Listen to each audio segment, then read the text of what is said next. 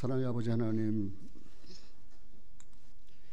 연약하고 그리고 못나고 보잘것없는 나를 구원해 주신 은혜를 진심으로 감사드립니다.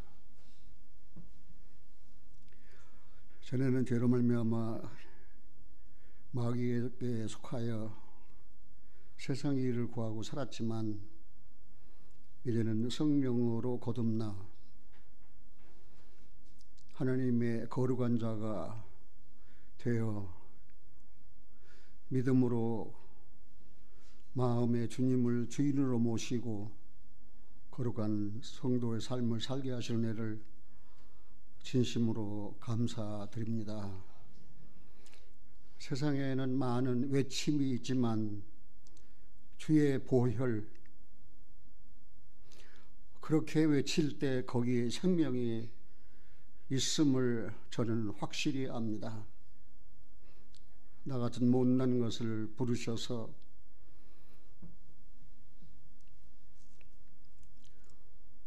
무겁게 짐진 자처럼 살면서도 주의 보혈 그렇게 외치고 살았습니다. 내 남은 생애가 얼마나 길는지 모르지만 세상 그 어떤 외침보다도 주의 보혈 그렇게 외치고 살다가 주님 앞에 가도록 함께 해 주시고 지켜 주시고 인도해 주시옵소서. 오늘도 당신의 말씀을 들고 이 앞에 서서 주님의 보혈 그렇게 외치겠습니다. 우리 모두 마음에 주님의 보혈, 내 죄 씻어 주셨네. 주님의 보혈, 나로 하여금 영생을 얻게 하셨네. 오, 감사합니다. 그렇게 하나님께 감사하게 하옵소서. 우리 주 예수 그리스도 이름으로 기도하옵나이다. 아멘.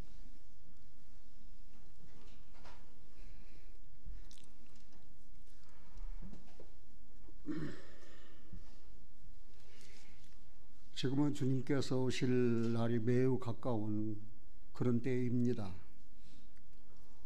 그러므로 스타는 자기 때가 얼마 남지 아니한 사실을 너무나도 잘 알기 때문에 많은 사람을 미혹합니다. 넘어지게 합니다. 주의 보혈을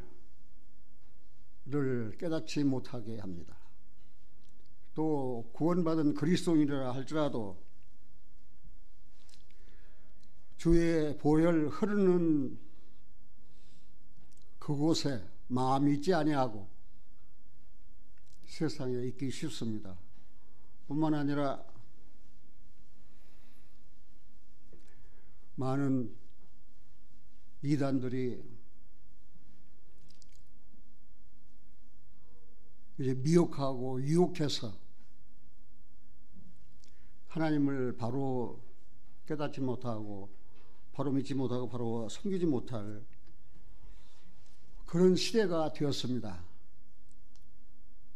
얼마나 많은 사람들이, 얼마나 많은 미혹의 영이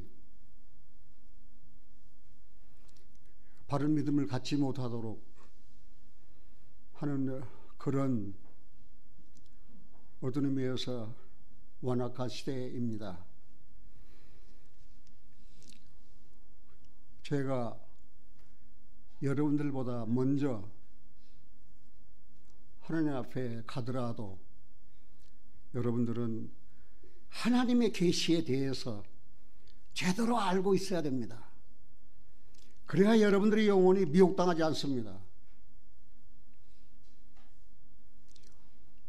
그리고 하나님께 영광을 돌리며 승리의 삶을 살 수 있습니다. 하나님의 계시를 제대로 모르면 바른 신앙생활에서 넘어지기 쉽다는 사실을 저는 먼저 말씀을 드리고, 지금 말씀드린 대로 제가 여러분 곁에 있지 아니하고 없어지더라도 오늘 들으니 하나님의 계시에 대해서만큼은 꼭 마음에 두고, 그리고 하나님께 속한 거룩한 자로서 승리의 삶을 사시기 바랍니다. 하나님의 계시의 정의란 무엇인가? 우리가 잘 아는 대로 성경은 살아계신 하나님의 살아있는 말씀입니다. 그러나 이 성경은 하나님의 말씀이기 때문에 하나님의 계시가 없이는 이 성경을 제대로 이해할 수 없고 깨달을 수가 없습니다. 계시란 무엇이냐? 감추었던 비밀을 나타내는 것이 계시입니다. 그래서 계시를 우리말로 쉽게 가면 나타나다, 나타내셨다, 보여주셨다, 이제 그렇게 우리가 이해할 수 있습니다.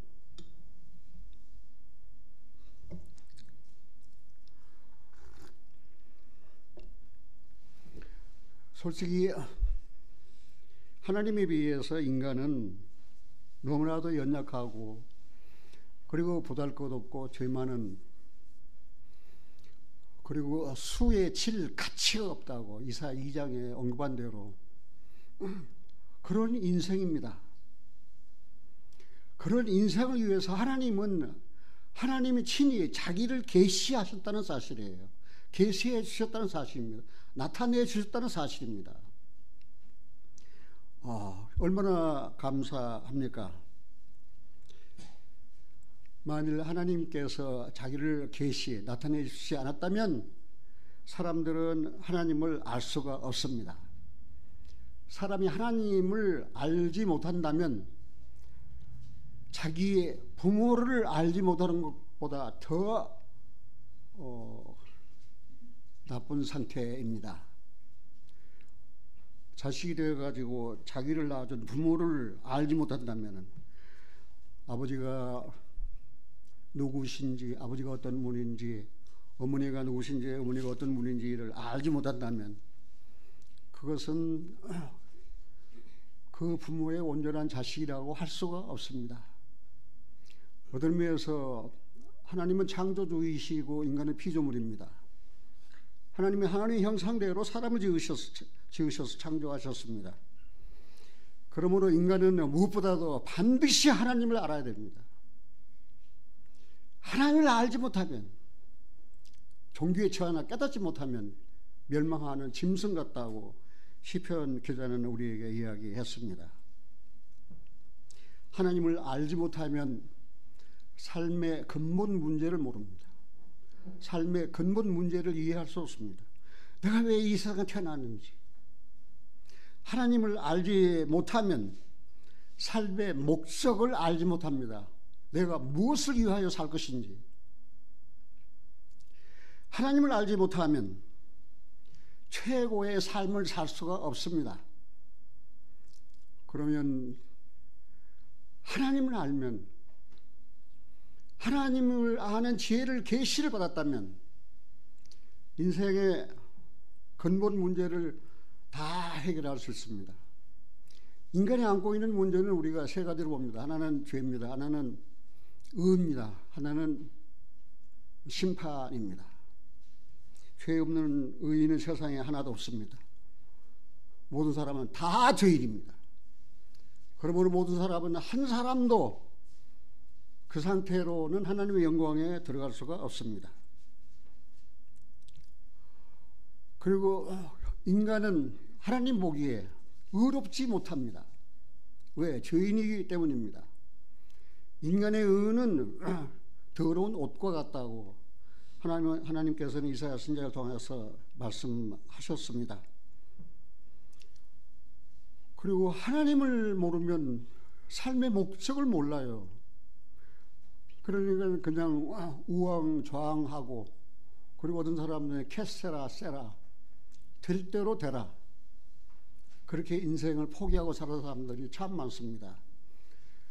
하나님을 모르면은 사람으로서, 인생으로서 최고의 행복한 삶이 무엇인지를 모릅니다. 그렇다면 저는 여러분들에게 한번 물어보고 싶습니다. 여러분들은 하나님을 아는 지혜를 가졌습니까? 삶의 근본 문제가 해결됐습니까?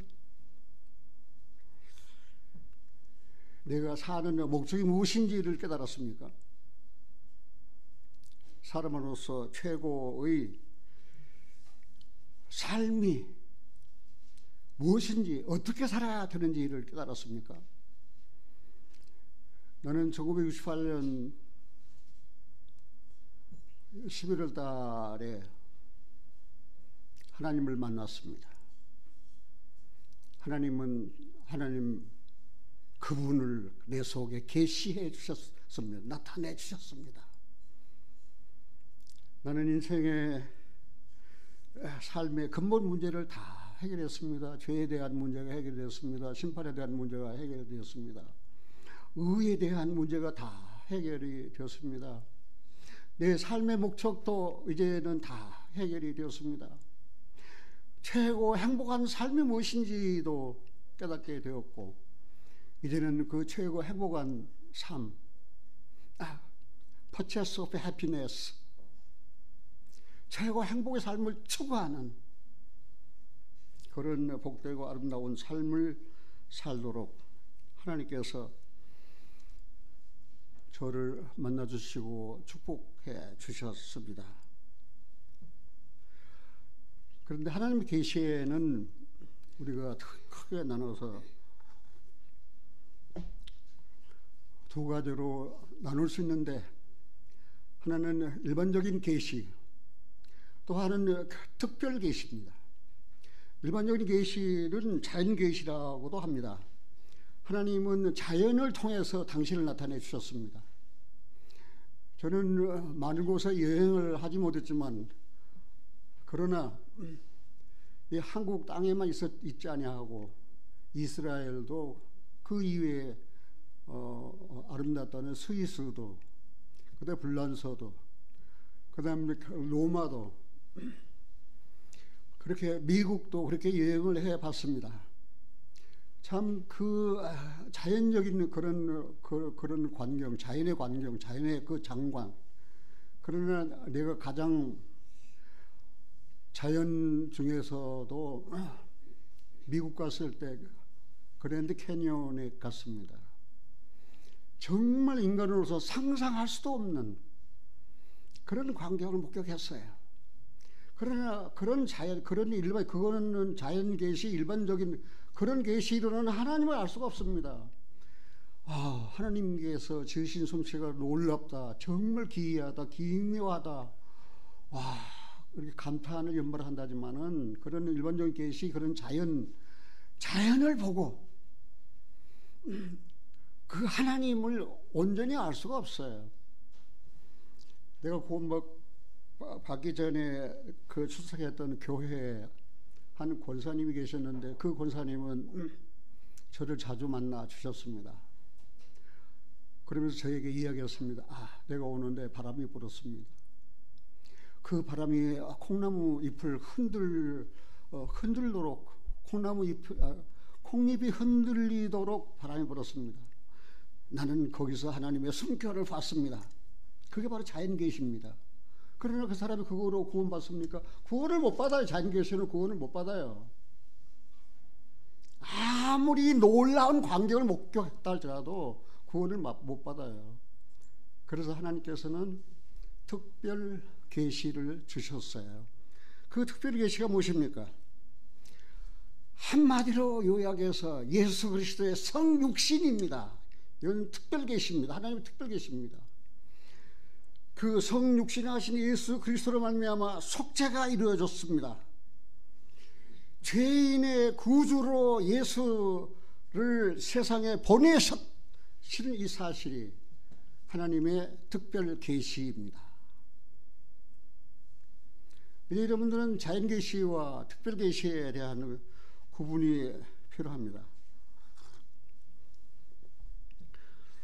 그러면 이 계시의 근원이 누구냐?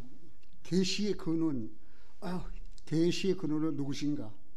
계시의 근원은 말할 것도 없이 첫째 하나님이십니다. 하나님이 계시의 근원이십니다. 어느 날 느부갓네살 왕이 잠자리에 들어서 꿈을 꿨습니다. 그런데 한 신상이 나타났습니다. 몸은 금이요, 가슴은 은이요, 그 다음 동이요, 그 다음 종아리는 철이요, 흑인 한 신상을 봤습니다. 그런데 바벨론에서 아무리 지혜 있다는 사람도 느부갓네살이 이 신상에 대한 해석을 할 수가 없어요. 너무나도 고민하고 있을 때 거기 포로로 잡혀갔던 다니엘을 통해서 그 신상을 이제 해석을 했습니다. 그런데 다니엘서 2장 47절에 보면은 왕이 대답하여 다니엘에게 이르되 너희 하나님은 참으로 모든 신의 신이시오 모든 왕의 주제시로다. 네가 능히 이 은밀한 것을 나타내었으니 네 하나님은 또 은밀한 것을 나타내시는 자시로다. 이렇게 은밀한 걸 감춰진 이 비밀을 은밀한 일을 나타내시는 분은 하나님이십니다. 그러니까 계시의 근원은 하나님이십니다. 그 느부갓네살이 꾼 그 신상이 무엇입니까? 그는 바벨론, 그다음 메데파사, 그다음 헬라, 그다음 로마, 그다음 로마 그 끝에 열 발가락이 그 나타나는 것. 이거는 인류의 역사에 대한 그런 은밀한 일을 느부갓네살 왕에 나타내 주셨는데 해석할 사람이 없어요. 그 다니엘이 이 사실을 해석해 줬다는 사실입니다. 그래서 이 은밀한 일은, 이 비밀한 일은 하나님만 아셔요. 그 하나님이 이제는 다니엘에게 그 사실을 알게 해 주셨다는 사실입니다. 그리고 이 계시의 두 번째 근원은 누구십니까? 바로 그분은 예수 그리스도이십니다.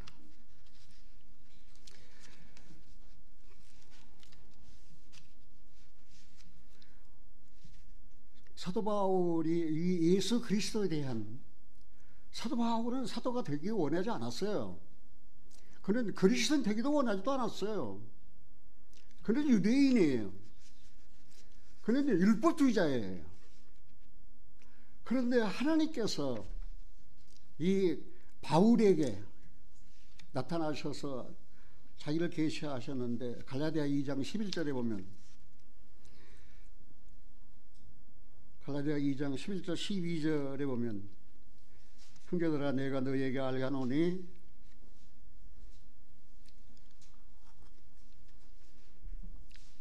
내가 전하는 복음이 사람의 뜻을 따라 된 것이 아니라 이는 내가 사람에게서 받은 것도 아니요 배운 것도 아니요 오직 예수 그리스도의 계시로 말미암은 것이다. 복음은 예수 그리스도께서 사도 바울에게 계시해 주셨어요. 그리스도의 계시를 받은 다메섹 도상에서 예수님을 만난 바울은 예수께서 그리스도이신 사실을 깨달았어요. 그리고 이제 복음을 전하게 됐다는 사실을 우리는 잘 알고 있습니다. 그래서 이 계시의 근원은 첫째 하나님이요 두 번째 그리스도이십니다. 이 복음은 사도 바울이 사람의 받은 거 아닙니다. 사람의 배운 것도 아닙니다. 그리스도의 계시로 이 복음, 이 비밀을 깨닫게 되었어요.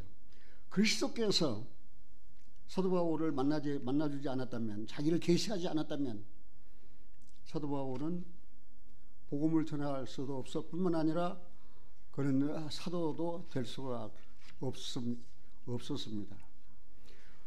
그리고 계시의 근원의 세 번째는 바로 성령이십니다. 저는 여러분들에게 말씀드렸고 나는 특히 내가 구원받고 난 다음에 이 성령의 계시에 대해서 저는 아주 감동을 받았고 또 성령의 계시를 받은 사람이기 때문에 제가 이 말씀을 굉장히 좋아해요. 고린도전서 2장입니다. 9절입니다.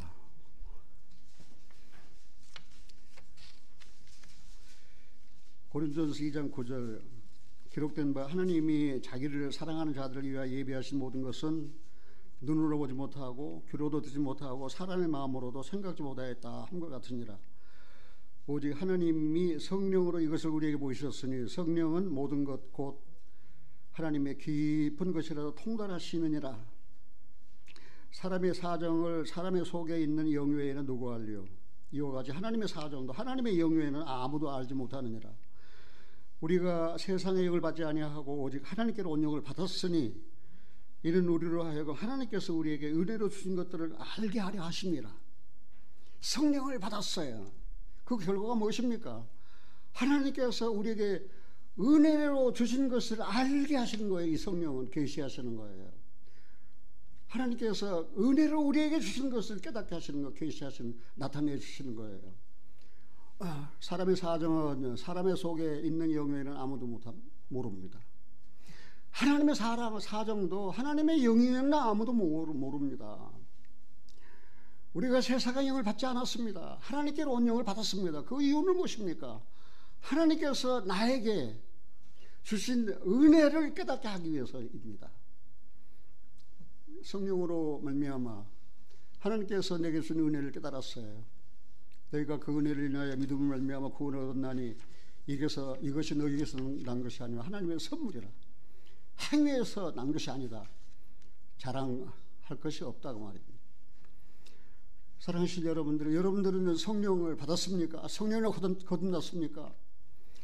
성령이 뭐라고 여러분 심령 속에 지금 증거하십니까?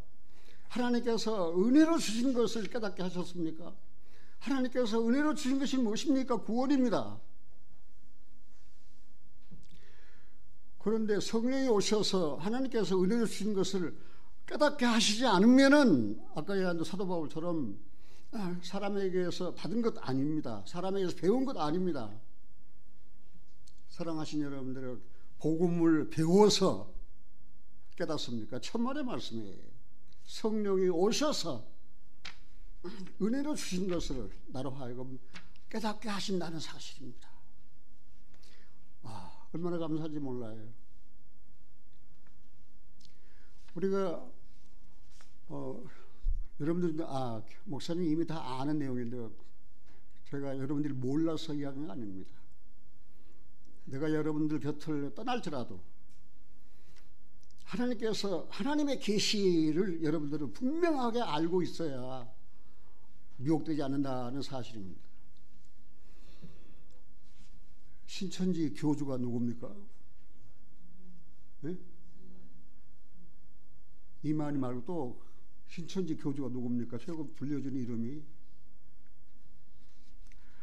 그 사람이 신천지 사람들은 재림 예수를 믿고 있습니다. 재림 예수입니까? 재림 예수면 어떻게 됩니까? 구원받은 사람은 이미 신령한 몸으로 변화될 공중에서 주님을 만나고 여기 주님과 함께 재림해야 되는 거예요. 예루살렘 앞 그 동편 감람산에 재림해야 되는 거예요.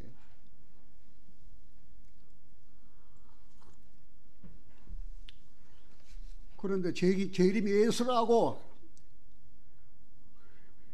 사람들을 속여가지고 잘못된 길을 가도록 만들었어요. 최근에 내게 들어온 한 메일을 읽어보다가 너무 놀랐어요. 나는 그 사람이 재림 예수라고 말한 것은 별로 몰랐거든요. 그런데 그 사람이 지금 재림 예수가 살아있습니까? 죽었습니까? 재림 예수가 죽어버렸잖아요. 그게 어떻게 재림 예수예요? 그래도 거기에 수많은 사람들이 말입니다. 하나님의 계시에 대해서 알지 못하기 때문에 쏘아가지고 말입니다. 그래서 자기들이 옳게 믿고 있는 줄로 알고 있는 거예요. 나는 눈물 나더러 마음이 아프고 하나님이 자기를 계시하지 않았다면 아무도 하나님을 알 수 있는 사람이 없어요. 그래서 오늘은 지금 계시의 근원에 대해서 말씀을 드렸습니다. 계시의 그 첫째 근원이 누구예요? 하나님이에요. 둘째 근원이 누굽니까? 그리스도입니다. 셋째는 누구십니까? 성령이십니다. 그런데 본문으로 돌아가 보겠습니다. 아모스 3장입니다.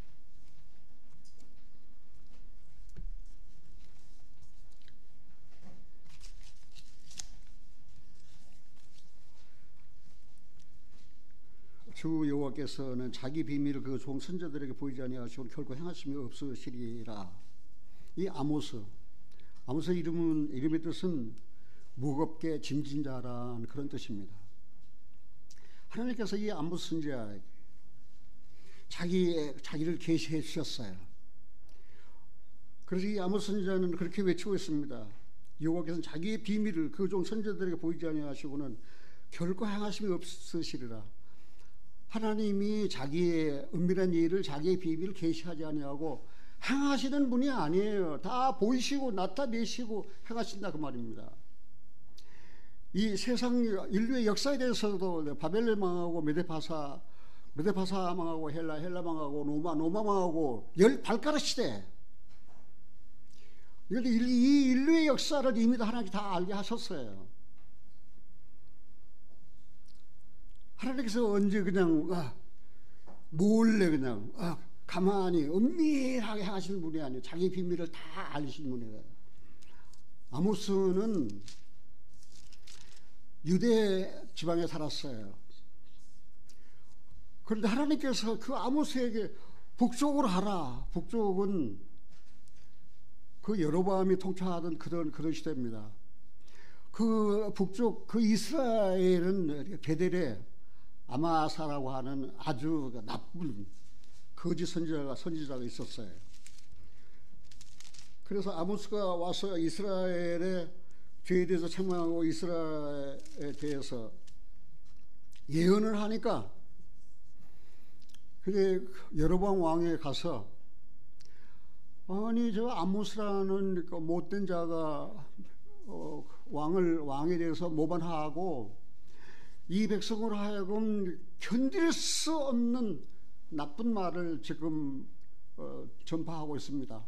그래서 저놈을 잡아서 감옥에 가두고 처리해 달라고 그렇게 베델 제사장이 여로보암 왕에게 아모스 선지자를 고발했습니다. 그때 아모스 선지자는 7장 14절에 이렇게 이야기했습니다.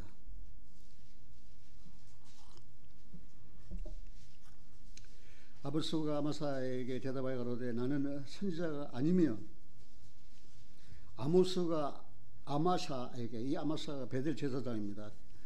나는 선지자가 아니며 선지자의 아들도 아니다. 나는 목자요 뽕나무를 배양하는 자다. 그래서 목자로 양을 기르며 뽕나무를 배양하고 있을 때 16절에 양떼를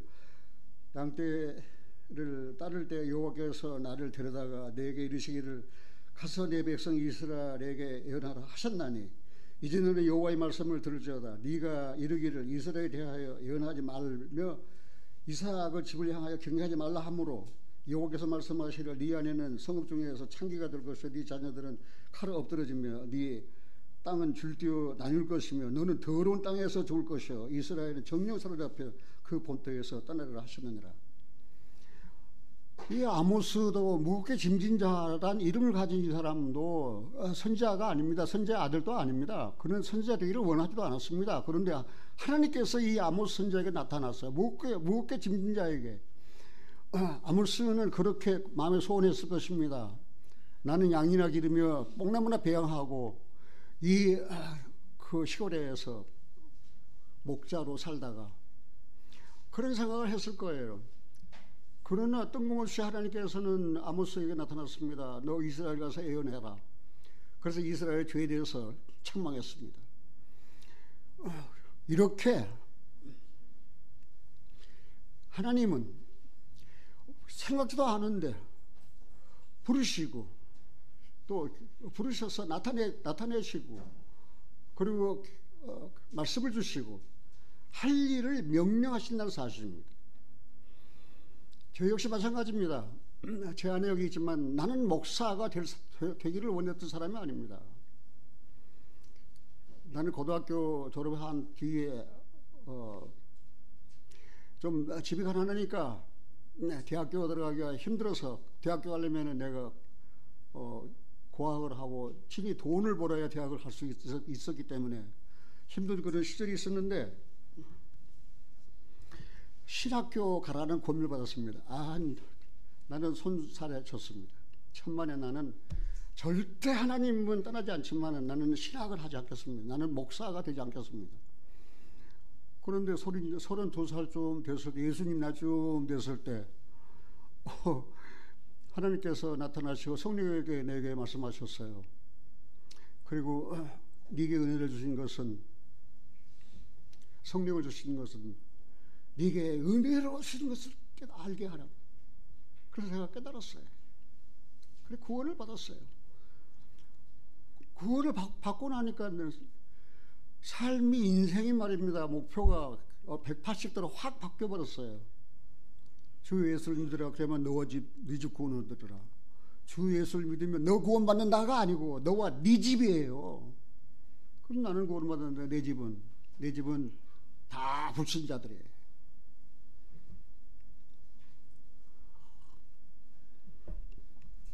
내 영혼을 위해서 울었지만 나는 내 집을 위해서 울었습니다. 내 집을 위해서 많이 울었습니다.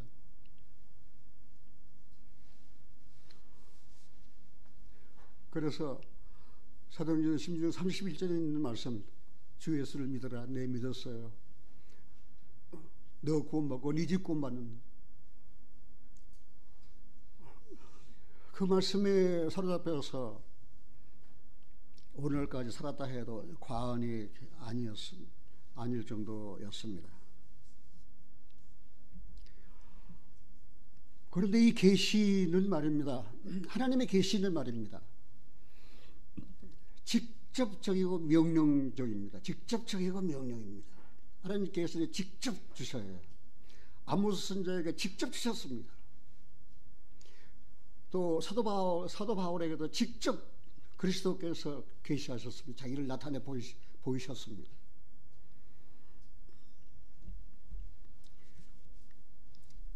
그런데 직접적이며 하나님의 계시는 직접적이며 그다음 명령적인데 예외로 좀 있어요.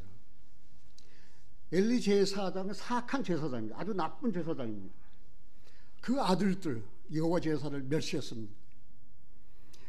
그 자문에 그 며느리가 아들을 낳았을 때 이름을 지었는데 이가봇입니다. 이가봇이라는 말이 무슨 말입니까? 여호와 영광이 떠났다고 말입니다. 그래서 사무엘 선지자를 통하여 엘리 제사장 집에 그 종말에 대한 내용을 예언했어요. 계시하셨어요. 다윗도 죄를 지었습니다. 그를 은폐하려고 살인죄까지 지었습니다. 그러나 하나님께서는 그 다윗의 죄를 은폐하지 않았습니다. 나단 선지자를 보내어 다윗의 죄를 깨닫게 하셨습니다. 이렇게 간접적인 다른 사람을 통해서 하는 계시도 있지만, 그러나 대부분의 성경에서 하나님의 계시는 직접적이며 명령적입니다. 이건 아주 어떤 의미에서 우리가 생각해 볼 내용이에요. 우리가 구약 성경에 보면은 경건한 선조들, 조상들의 신앙은 하나님 최초의 계시에 기운하는 거예요. 믿음의 조상 아브라함도 모세도 하나님의 계시에 근거한 거예요. 하나님의 계시 없이 그들이 무슨 믿음의 조상 되었다든지 그런 하나님의 사람이 되었다는 사실은 아니에요. 그럼 구약 계시의 중요한 내용 몇 가지를 말씀드리면, 첫째, 하나님은 창조주이시며 통치자로서 유일하시다. 하나님 구약 성경에서 많은 계시가 있지만 다 찾아볼 수 없고 이사야 45장에 보면 하나님을 창조주로 계시하고 계십니다.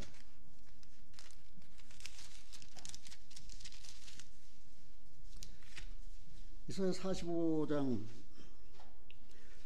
18절입니다. 여호와는 하늘을 창조하신 하나님이시며 땅도 조성하시고 경고케 하시되 헛되이 창조치 아니하시고 사람으로 거하게 지으신 자시니라. 그 말씀에 나는 여호와라 나 외에 다른 이가 없느니라. 이렇게 하나님은 이사야 선지자에 계시하셨어요. 하나님은 창조주이십니다. 땅을 조성하신 하나님이십니다. 그리고 사람을 지으신 하나님이십니다.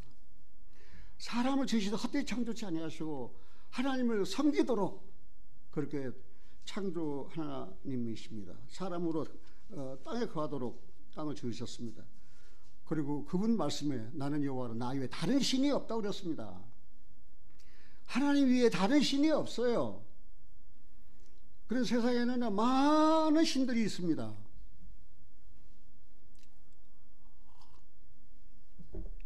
하나님 한 분 이외에는 다른 신이 없습니다. 두 번째, 하나님은 의롭고 거룩하시며 죄를 미워하시고 의를 사랑하신 하나님이십니다. 구약 성경에 하나님께서 자기를 계시하셨는데 하나님은 시편 5편 한번 보겠습니다. 시편 5편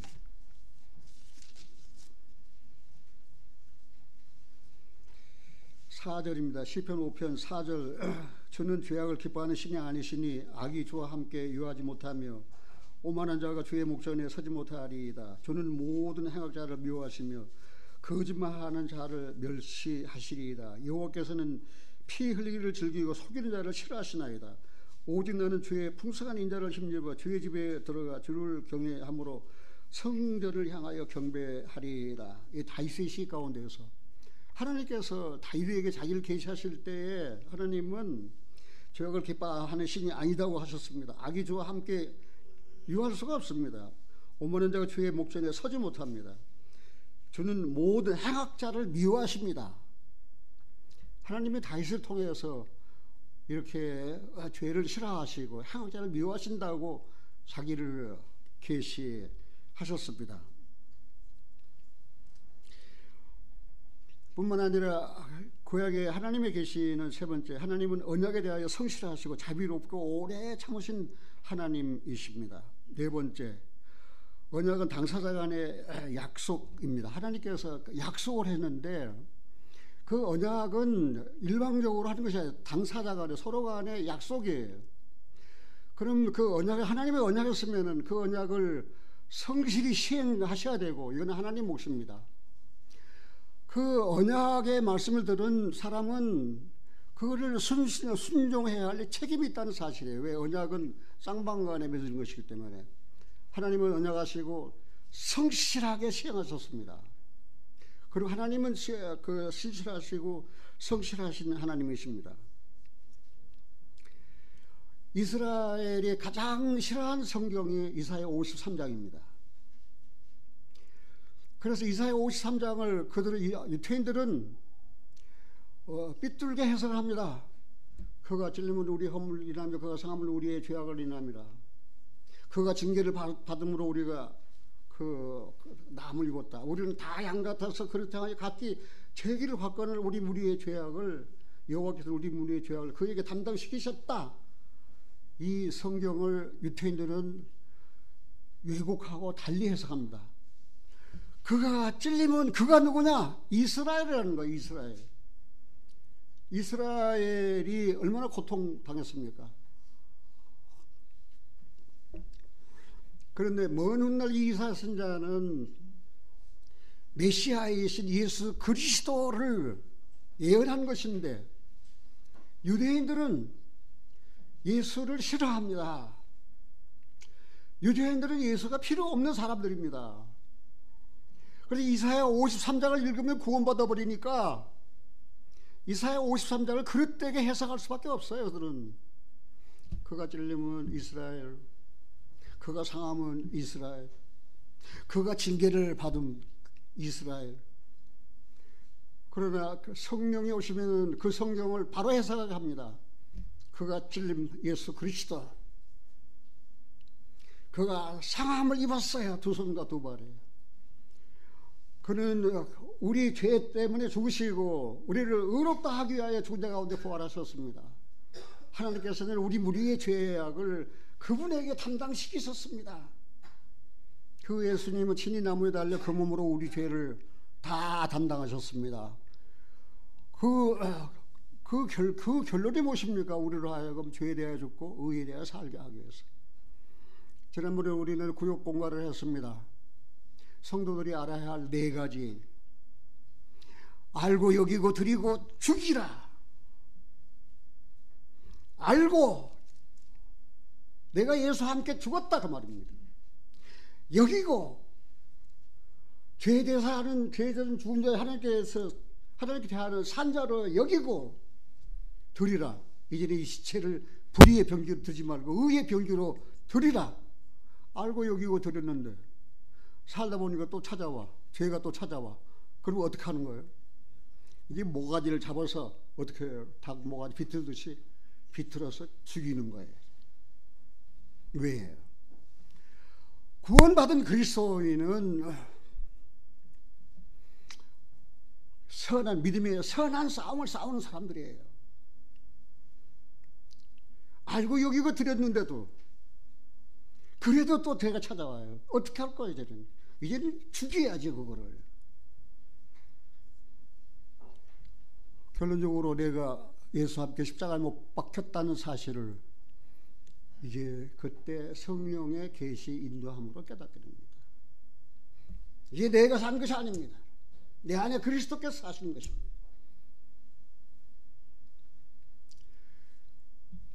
그런 사실 없이 구원받은 그리스도인들이라고 해도 승리의 삶을 살 수가 없다는 사실입니다.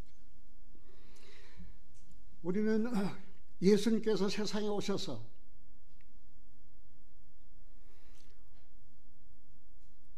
이제 많은 선한 일을 하시고 자기를 찾아오는 사람들을 병을 고쳐주시고 또 자기를 필요하는 사람들에게 또 가난하고 굶주린 사람들에게 먹을 것도 주시고 다 그렇게 하셨어요.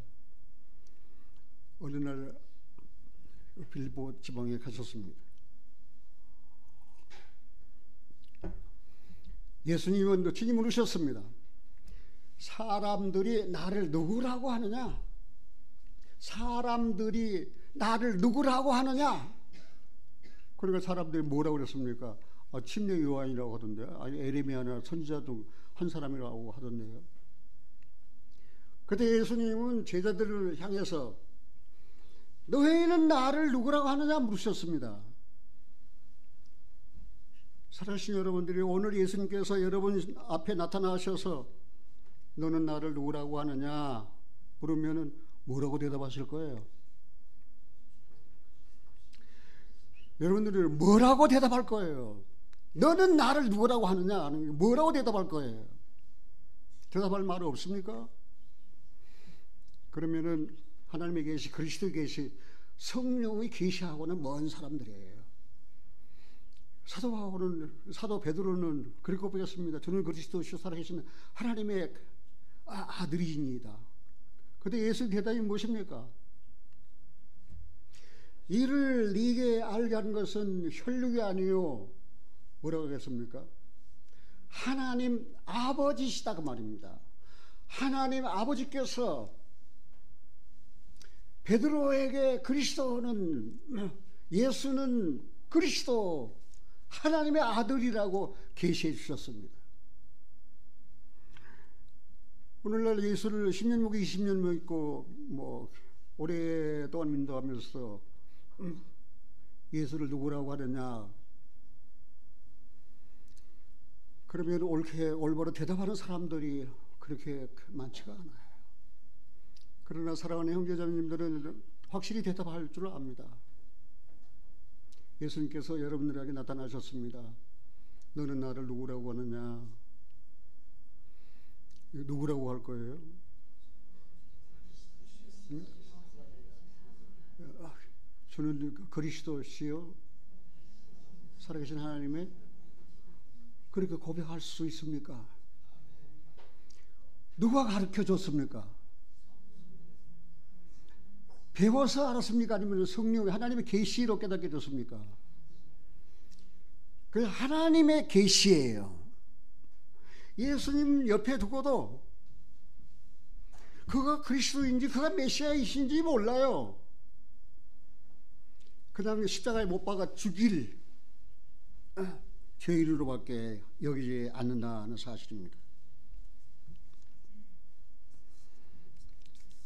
이제 구약의 계시의 중요한 내용은 뭐 점진적으로 이사야 9장 같은 보면은 한 아들을 우리에게 주신 한 아기가 우리에게 낳았고 한 아들을 주신 바 되었는데 그 이름은 기묘자라 모사라 전능하신 하나님이라. 한 아기 이름이 전능하신 하나님이에요. 9장에는. 그러나 그 앞서 가면은 천사가 잉태하 아들을 낳을 것이다. 그 이름을 임마누엘이 하리라. 그 예언이 마태복음 1장에 성취되었습니다. 아들을 낳으리니 이름을 예수라 하라. 이런 거가 저희 백성의 죄를 이제는 죄에서 구원할 자라고 사실. 그래서 이사야 선지자를 통해서 예언된 말씀이 점진적으로 하나님의 계시가 점진적으로 성취되었습니다. 이걸 점진적인 계시라고 합니다. 이런 점진적으로 하나님께서 구약에 계시하신 내용이 점진적으로 성취되어 있는 또 왔는데 거의 100% 가까울 정도로 예언이 성취되었습니다. 놀라운 사실입니다.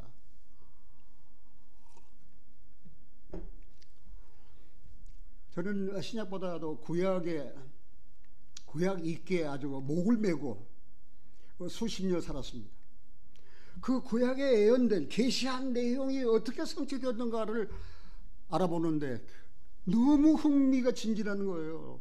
이거는 사실이기 때문에 성경은 살아계신 하나님의 살아있는 말씀입니다.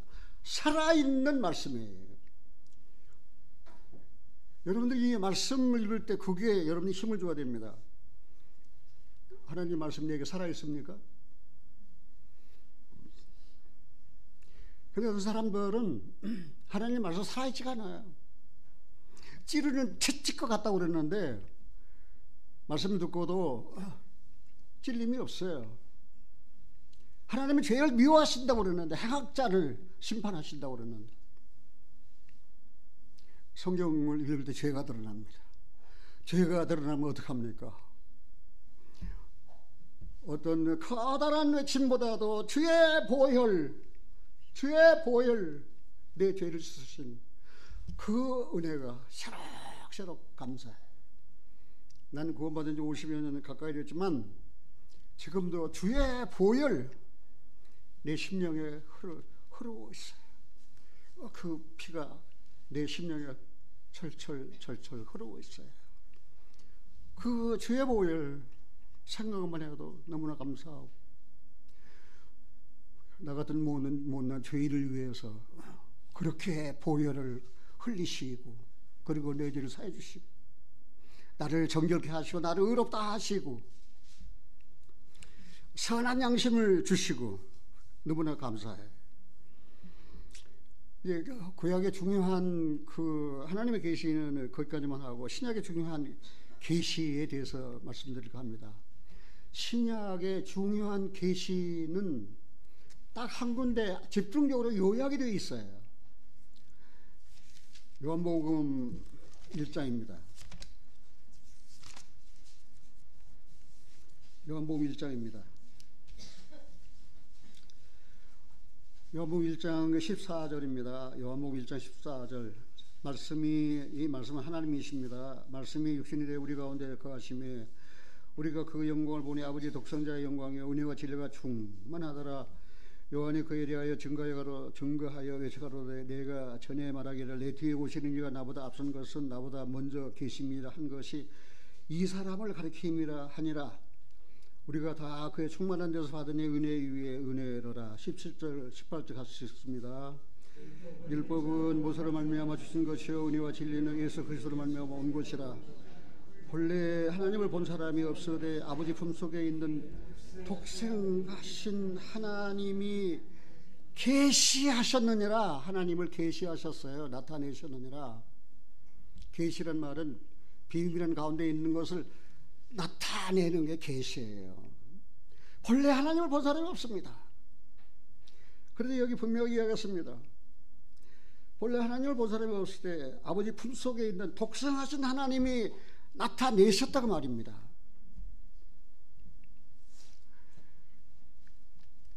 두 번째 본문으로 읽었던 마태복음 11장으로 가보겠습니다. 마태복음 11장.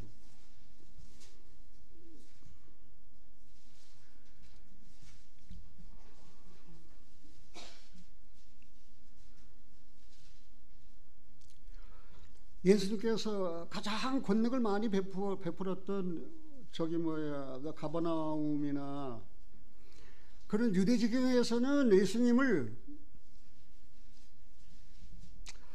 거절했어요. 믿지 않았어요. 그런데 그때에 25절 예수께서 대답하여 가라사대 천지 하늘과 땅의 주인이신 아버지여 이것을 지혜롭고 슬기 있는 자들에게는 숨기시고 어린 아이들에게 나타내심을 감사하나이다. 어린아이 같지 않으면 천국에 들어가지 못합니다. 어린아이는 정직합니다. 어린아이는 거짓말 할 줄 모릅니다. 어린아이는 활동적입니다. 사랑하신 여러분들이요, 내가 20년 예수 믿고도 정직하지 못했어요.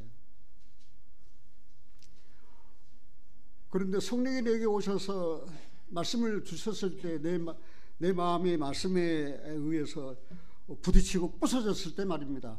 나는 하나님 앞에 정직했습니다. 나는 예수 20년 믿고도 그냥 죄가 있습니다. 아버지, 그러니 오늘 내가 죽으면 지옥 갑니다. 내가 성경 많이 가르쳤습니다. 그러나 내가 가르치는 것은 사람의 교훈이었습니다. 한 번도 성경을 하나님 말씀, 생명의 말씀으로 내가 듣지를 못했어요. 접하지를 못했어요. 그러니까 생명을 얻을 수가 없어요. 20년 예수 믿고도 말입니다. 지혜롭고 슬기로운 자들에게 숨기시고 어린 아이와 같은 자들에게 나타내신다고 그랬습니다. 사랑하신 여러분, 여러분들 지혜로운 자로 여기십니까? 슬기로운 자로 여기십니까? 여러분 스스로 어른으로 여기십니까? 자기를 낮추십시오. 어린아이까지 낮추십시오. 어린아이까지 낮추는 말이 무슨 말입니까? 정직하라 그 말입니다. 거짓말 하지 말라 그 말입니다. 죄가 있으면 죄가 있다고 그냥 그대로 솔직하게 고백을 하세요. 나는 내 생활이 그것입니다. 내가 부재중에 죄를 짓는데 갑자기 생각나서 아이고 죄구나. 아버지 하나님 잘못했습니다. 내가 부재중에 내 생각이 죄 지었습니다. 그 요한일서 2장이 생각나는 거예요. 자녀들아 아들들아 만일 너희가 죄를 지면 아버지 앞에 의로운 대언자가 있다. 그는 우리 죄만 위할 뿐만 아니라 온 세상 죄를 위하십니다. 우리 화목 제물이 되신 예수 그리스도. 요한일서 2장. 그래서 예수님과 교제가 가능한 거예요. 많은 사람들이 지혜롭게 여기기 때문에, 스스로 지혜롭게 여기기 때문에, 어린아이가 되지 않기 때문에 하나님의 계시를 깨달을 수 없고 하나님을 가까이 할 수 없어요. 자, 어린아이의 특징 세 가지를 이해하는데 뭐라 했습니까? 첫째, 정직합니다. 솔직해요. 그리고 아주 활동적이에요. 구원함을 받은 그리스도인들이라면, 어린애가 되면은 하나님께서 주신 말씀들이 마음에서 움직여요.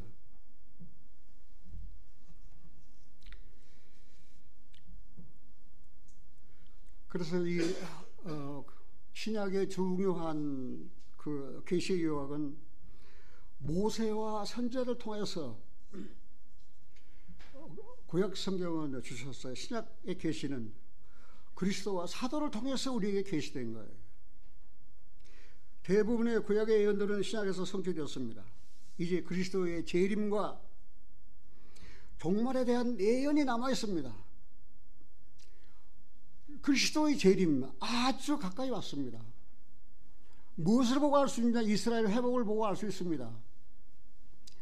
이제는 예수님 발둘 곳이 회복되었습니다. 예루살렘과 곧 동편 감람산이 이스라엘 손아귀에 들어와 있습니다. 이제는 예수님이 발만 내려오면 이제는 재림이 성취됩니다. 자, 하나님께서 구약에서 자기를 계시하실 때 어떻게 계시하셨는지 이게 너무 중요하기 때문에 안 찾아보고는 그냥 갈 수가 없어요.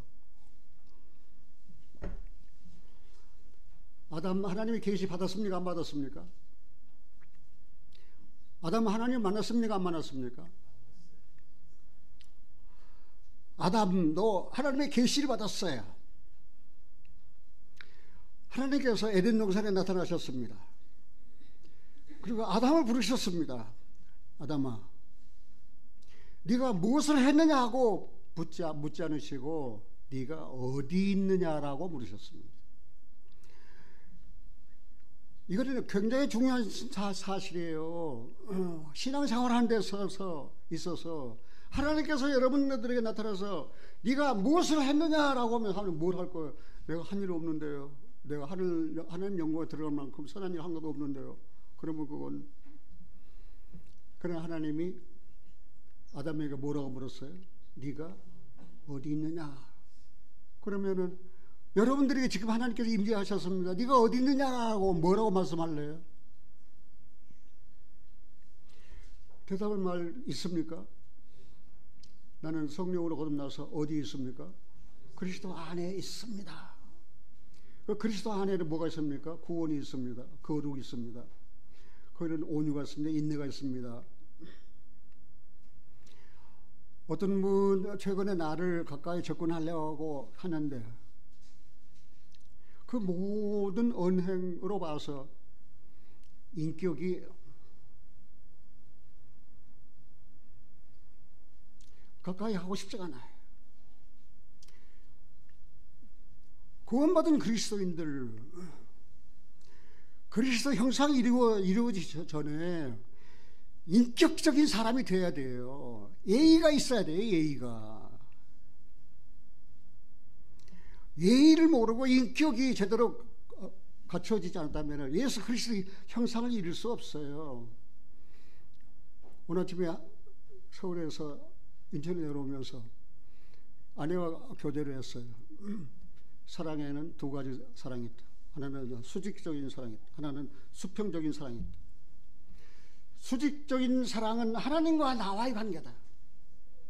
수평적인 사람은 나와 다른 사람과의 관계다. 수평적인 사랑을 온전히 이루려면 수직적인 사랑의 관계가 이루어진다. 하나님의 사랑이 내 마음에 성령으로 부음받았어요. 그래서 내 마음이 부어지면 그 하나님의 사랑을 나누는 거예요. 그게 수평적인 사랑이에요.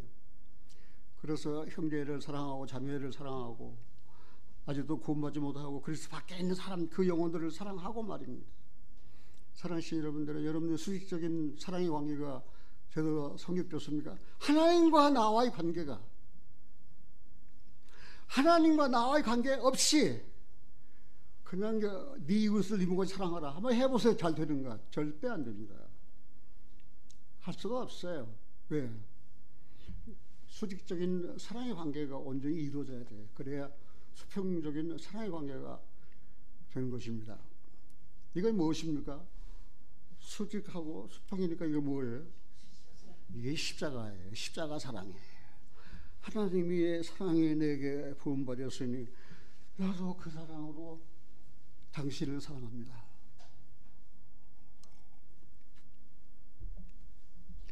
뭘 하든지 다 그래요. 십자가.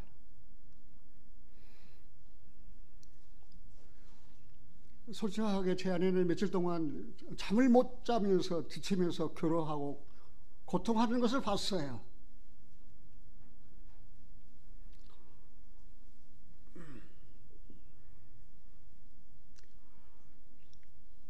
뭐 내가 그런 이야기 하려고 하는 거 아닌데, 그러면서 결론으로 내게 이야기하더라고요. 여보, 나는 내 십자가를 안 졌습니다. 나는 내 십자가를 안 졌습니다.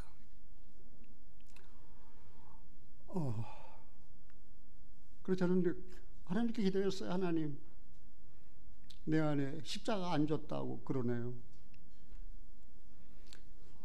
자기 십자가 지고 주님을 따르게 주님 도와주세요. 혹한 여러분들은 어떻습니까? 자기 십자가 안 지고 지금 예수 믿는다고, 내가 그리스도인이라고 그렇게 삽니까? 십자가 무겁다고 내려놓고 가시지 않습니까? 노아에게는 어떻습니까? 노아 시대의 사람들이 너무나도 폐괴하고 폐역하고 부도덕하고 죄를 짓고 하니까 하나님께서 노아에게 직접 말씀하셨어요. 내가 홍수로 다 쓸어버리리라. 그러나 내가 너와 네 가족을 위해서 너에게 명한다. 방주를 지어라. 이건 하나님께서 노아에게 직접 말씀하시는 거예요. 창세기 6장에 보면은. 아브라함에게는 어떻습니까? 이거는 중요하기 때문에 그냥 지나갈 수가 없네요. 창세기 15장입니다.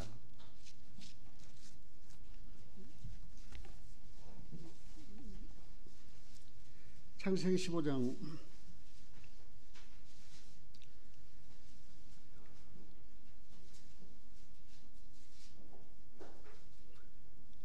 13절입니다. 창세기 15장 13절. 여호와께서 아브라함에게 이르시되 너는 정령히 알라. 네 자손이 이방에서 개교되어 그들을 섬기겠고 그들은 400년 동안 네 자손을 괴롭게 하리니.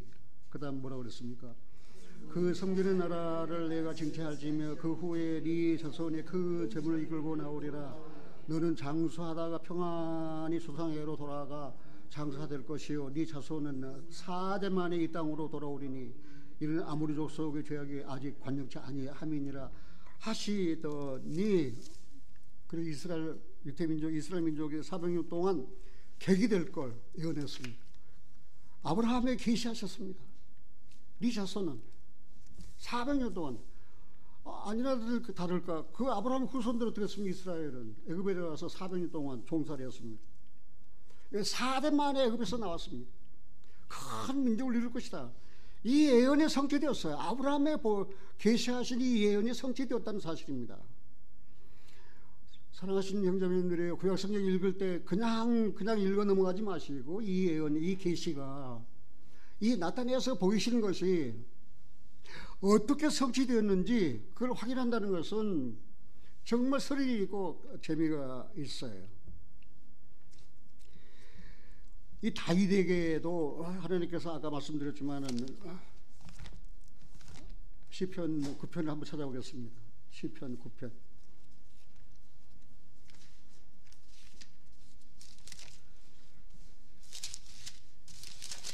시편 9편입니다. 16절입니다. 같이 한번 읽어볼까요? 여호와께서 자기를 알게 하사 심판을 향하셨으며 악인은 그 소리로 향한 일에 수도를 얽혔도다. 히카yon 셀라. 셀라면 셀라인데 이번에 히카yon 셀라가 히카연이라는 말이 또 붙었네요.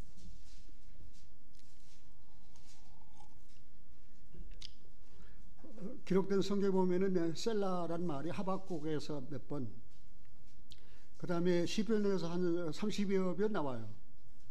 근데 이 히카yon 셀라라는 말이 있어요. 이 셀라라는 말은 무엇입니까? 이거는 음악 용어입니다. 앞에 한 절을 불렀어요. 그 다음에 뒤에 나중에도 불러야 되는데 그 중간 간주. 그런데 이 셀라라는 말은 들어올리다 높이다 그런 뜻이 있어요. 그런데 여기 다윗에게 하나님께서 계시하사 여호와께서 자기를 알게 하사 여호와께서 다윗에게 하나님 자기를 알게 하사 심판을 행하셨으며 악인은 그 손으로 행한 일에 스스로 얽혔도다. 그래서 히카연 셀라. 이 히카연이란 말은 엄중하게 그 말이에요. 엄중하게.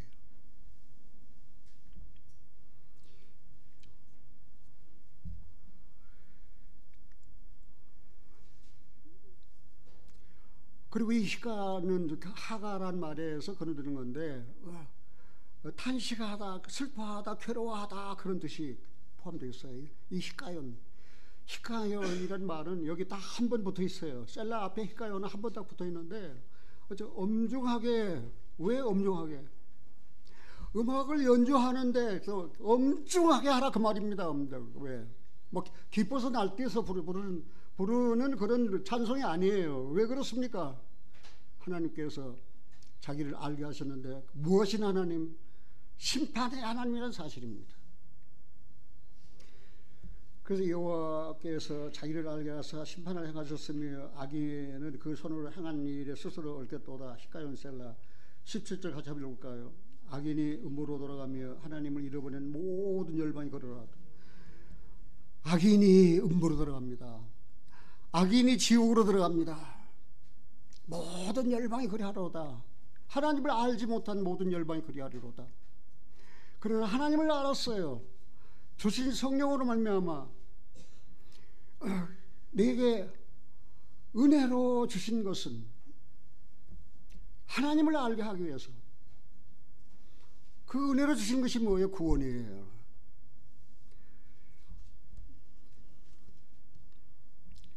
아까 얘기한 대로 이스라엘 사람들의 모든 신앙은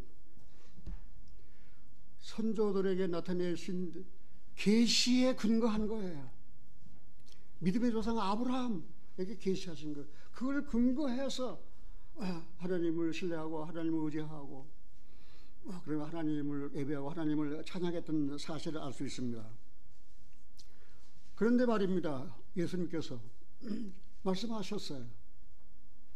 아버지 이외에는 아들을 아는 자가 없다고 그랬어. 아버지 이외에는. 하나님 이외에는 예수님을 몰라요. 알지 못해요. 또 예수님 위에는 아버지가 누군지 알지 못해요. 누구만 안다고 그랬어요? 계시받은 자만 안다고 그랬습니다. 갈라디아서 3장 23절에 뭐라고 그랬습니까? 믿음 오기 전에 우리가 율법 아래 매인바 되고 계시될 믿음의 때까지 갖췄다고 말입니다. 믿음도 그냥 예수 믿으면 되는 거 아니에요. 계시된 믿음이에요. 그 계시된 그 믿음이 곧 무엇입니까? 하나님께서 세상을 사랑하셔서 그 독생자를 주셨어요. 예수님께서는 아버지의 뜻을 쫓아 그 겟세마네 동산에서 그 몸 찢기시고 그 다음에 피 흘리셔서 인간의 모든 죄를 다 도말하셨어요.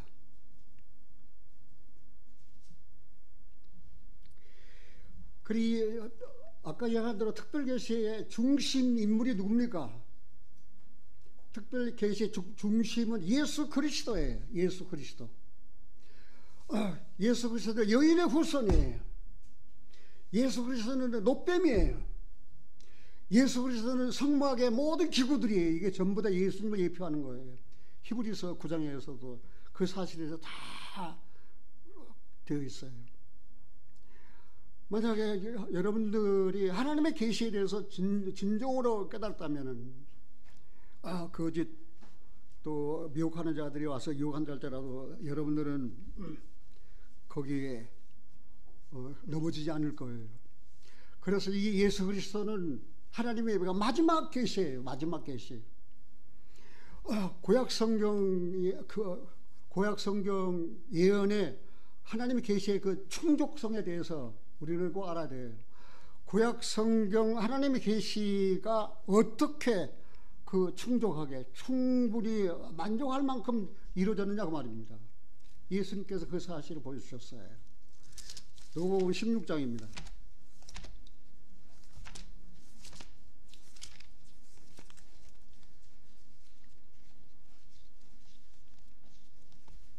누가복음 16장입니다. 31절입니다. 누가복음 16장 31절 같이 읽습니다. 누가복음 16장 31절 가로되 모세와 선지자들에게 듣지 아니하면 비록 죽은 자 가운데서 살아나는 자가 있을지라도 구원을 받지 아니하리라 하였다 하시니라. 예수님께서 구약 성경에 계시된 하나님의 계시의 충족성, 이제 그 모세와 선지자들에게 들으라 그 말입니다. 그래 구약 모세 5경입니다. 선지자들 4대 선지자, 12소 선지자.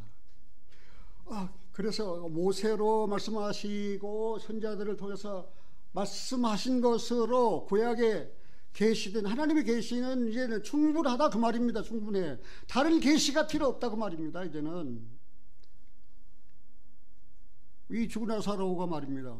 죽은 자를 살려서 보내면은 죽은 자가 살아가면은 잘 들을 거 아니냐. 천만의 말씀. 죽은 자가 살아서 간다 할지라도 안 들은다 그 말입니다. 왜? 거기는 모세와 선지자가 있으니까. 사랑하시는 여러분들, 우리에게 모세 선지자가 있지 않습니까? 이 기록된 성경, 구약 성경 말씀이에요. 모세 글과 그다음 선지자 그래요. 그럼 신약 성경은 예수 그리스도는 하나님의 마지막 계시에 이 모든 날 마지막에 아들로 말씀하셨어요. 이제는 계시가 하나님의 계시가 다 완성되어 버렸어요. 시간이 많이 갔지만은 히브리서 1장 한번 찾아보겠습니다.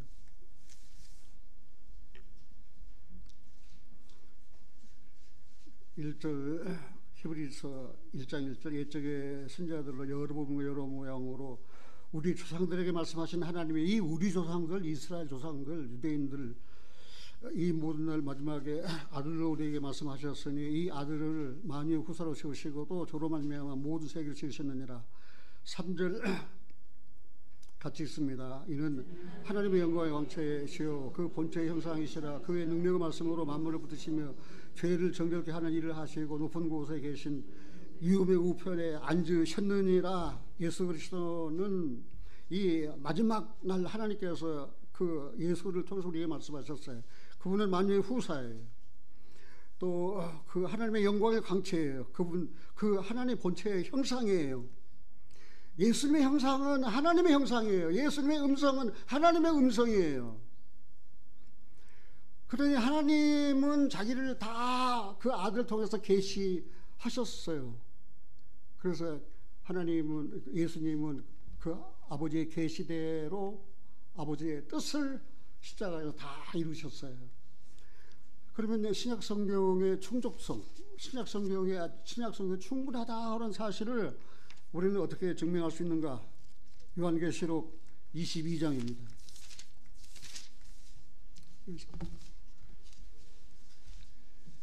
찾으셨습니까?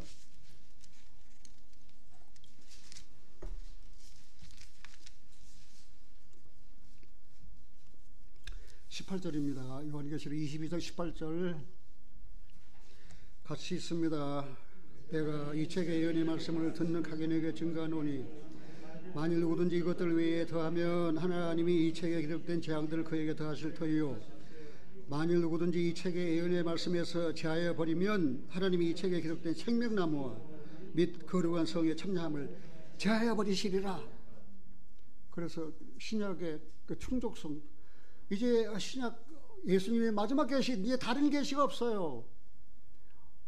어떤 얼치기 말입니다. 거짓 선자가 나타나가지고 하나님께서 내게 계시를 하시는데 그 자는 죽일 자예요. 왜요? 하나님의 계시가 완성됐어요. 예수님을 통해서. 그래서 이제 신약 성경의 충족성, 하나님 계시 충족성은 무엇입니까? 내가 이 책의 예언의 말씀을 듣는 각인에게 증거하노니 만일 누구든지 이것들 외에 더하면 이 책에 기록된 재앙들을 그에게 더한다고 그랬어요. 우리가 구원받기에 충분해요. 이 성경으로. 그리고 거룩한 성도의 성화의 삶을 살기에 충분해요.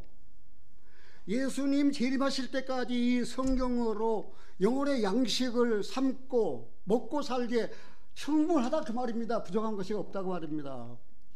뭘 예언을 더해요? 뭐 계시를 더합니까?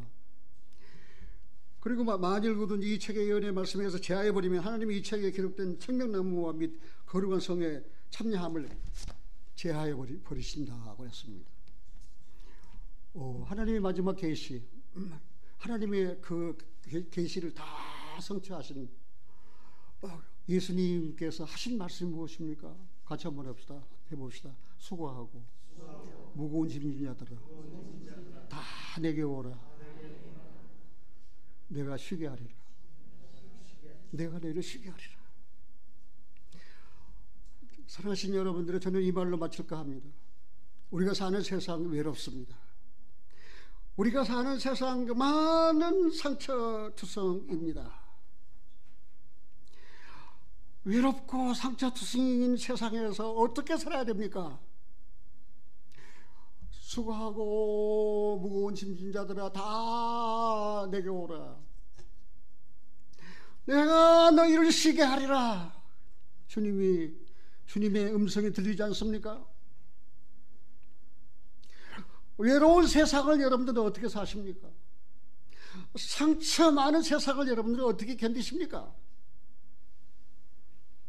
주님께서 말씀하셨어요. 수고하고 무거운 짐진 자들아 다 내게 오라. Come to me. 내게 오라. 그러면 결과가 무엇입니까? 내가 너희를 쉬게 하리라. 참된 신앙은 예수님의 초청의 음성을 듣고 주님께 와서 그 심령에 쉬는 것입니다. 일하는 게 아닙니다. 일은 종이 하지. 아들이, 자녀가, 왕자가 일을 합니까? 종이 일을 하는 거지. 예수 10년, 20년 믿는다 하면서도 말입니다. 그 심령이 쉬지 못해요. 그냥 계속. 율법을 지켜야지, 죄 안 지어야지, 11조 내야지, 새벽기도 해야지, 그 다음에 금요 철학 해야지, 뭘 신방해야지, 바빠요. 하지 말라는 거 아니에요. 심령에 쉼이 있느냐고 말입니다. 주님이 부르셨어요. 내게 오라. 내가 쉬게 하겠다고. 그래서 나는 쉼을 얻었어요. 지금 내 영혼은 주 안에서 쉬어요. 너무나 기뻐요. 기도하겠습니다. 사랑의 아버지 하나님, 오늘도 저는 하나님과 사랑하는 성도 앞에서 큰 소리로 외쳤습니다. 주의 보혈. 생활 가운데서 주의 보혈 한순간도 잊지 말고 기억하여 주님을 의지하고 주님을 신뢰하여 하나님께 감사로 예배하며 기도하며 전도하며 성령으로 말미암아 내게 부어진 사랑으로 사랑하게 하옵소서. 우리 주 예수 그리스도 이름으로 기도하옵나이다. 아멘.